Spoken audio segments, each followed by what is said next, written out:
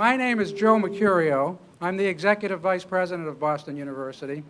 And I know that many of you who have been reading the newspapers this weekend regarding the leadership decisions that are under consideration here in Boston are concerned about the outcome of those events. I do want to report that this morning, as I was driving to work, I did hear on WBZ that Grady Little will probably not be back as manager of the Boston Red Sox. That's going to be a tough one for some people.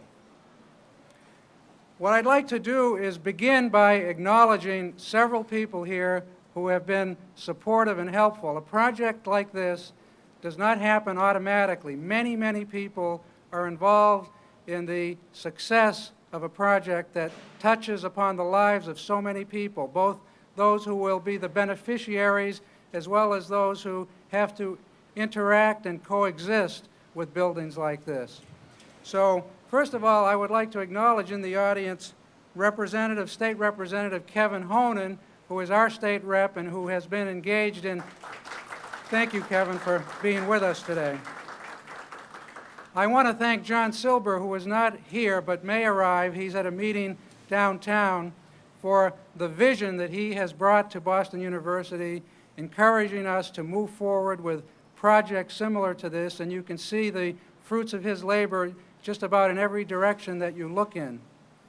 I want to acknowledge Mayor Menino and his staff, because under his administration, they have had a visionary program to encourage developers, private developers, institutions all over Boston to contribute, to make a positive contribution towards solving the housing situation, the housing deficit within the city of Boston.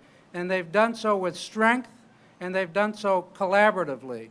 And you can judge their success by the fact that progress is taking place all over the city. Institutions are pitching in. We are pitching in at Boston University. This building will represent more than 1,000 students that Boston University will have taken out of the market housing September crush that happens. Northeastern is engaged in the same process. Boston College is engaged in the same process. And it's because of the leadership of the Menino administration that has permitted this type of progress to take place. They have a multifaceted approach towards solving the city's housing project. This is only one of them, but I applaud them and I thank them for their encouragement and their support. It's not easy, they're tough, but we're getting the job done. And I think the Menino administration deserves a healthy round of applause.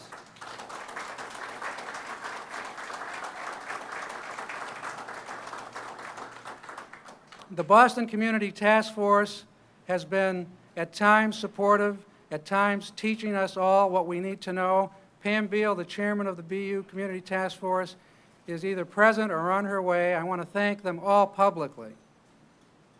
I want to thank our neighbors. I want to thank the Maris fathers just behind us. I want to thank the Lesley College Art Institute folks who are, you can see their building right behind us as well.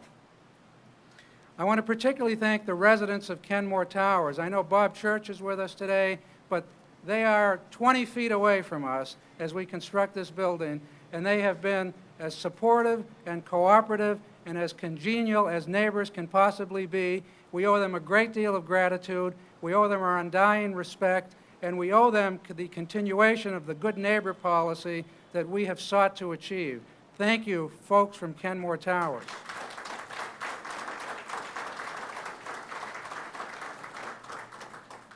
John Moriarty and Associates, our construction company, with Rich Dalton and Jamie Noon and Dean Agier, are here today.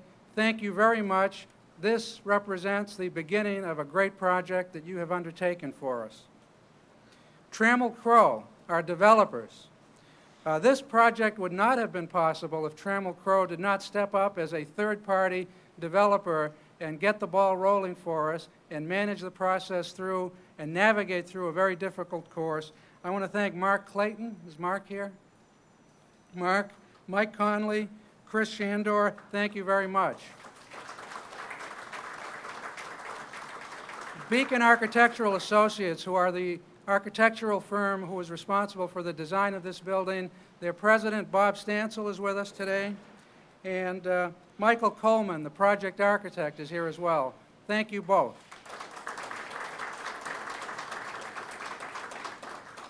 Also, Dennis Berkey, Boston University's provost, is with us today, and he has encouraged a program to initiate new graduate student housing for many, many years. Behind the scenes, he has been a proponent and a supporter of this project, and without his efforts and without his vision to bring to a high level of priority for this administration the need to construct graduate student housing, this would not have been possible. So thank you, Dennis.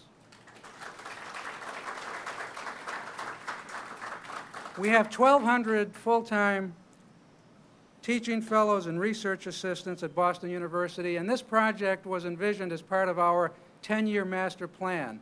And it's taken about 7 years to get it off the ground, and it'll be ready in approximately a year, or well, less than a year, by next September.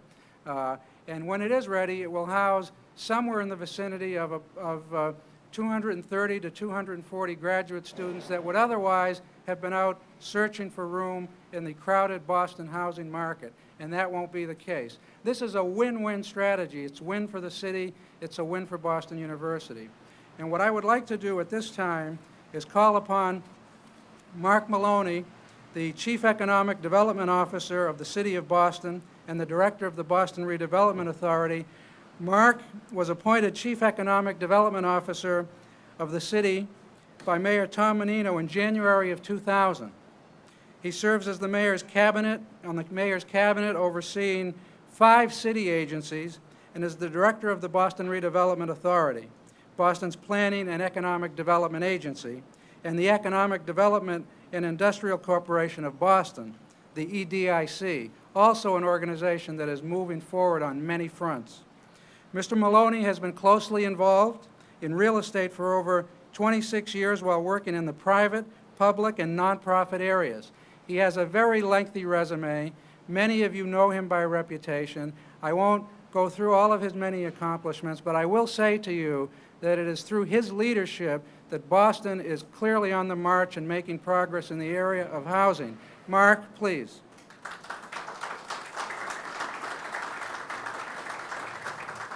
Thank you. It's a privilege to be here representing Mayor Menino this morning. He was unable to attend because of a scheduling conflict, but he does want me to extend his best wishes to you for this progress in a very important undertaking. Earlier this morning, there was a meeting with the mayor and many of the presidents of universities in Boston. One of the themes of the meeting was how tough the BRA can be and how valuable it can be to universities. We feel the same about the universities. They hold us to a high standard. They are helping us achieve our housing goals. They are creating an urban environment that is a very welcoming and important environment for the creative economy in which we all live and work. We are thrilled to see all of this production happen.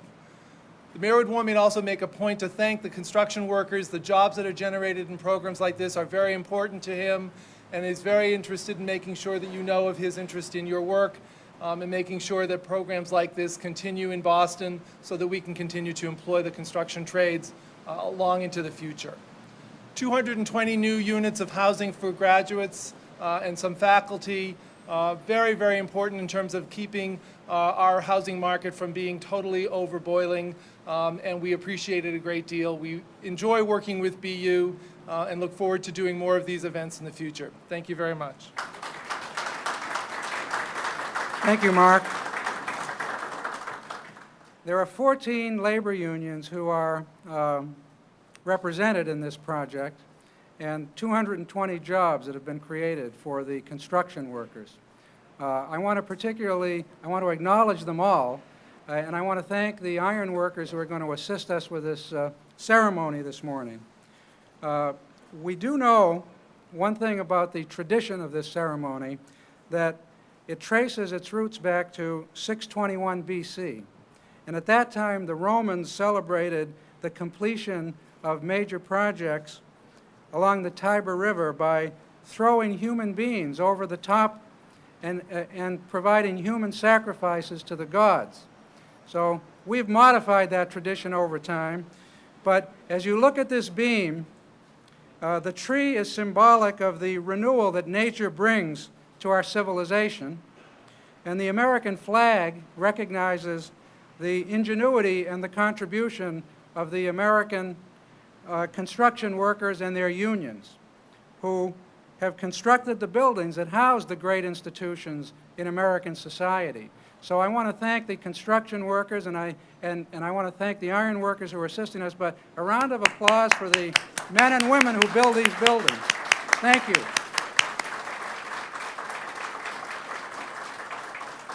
Now, anyone who should have signed that beam, I want you to sign it on the way out.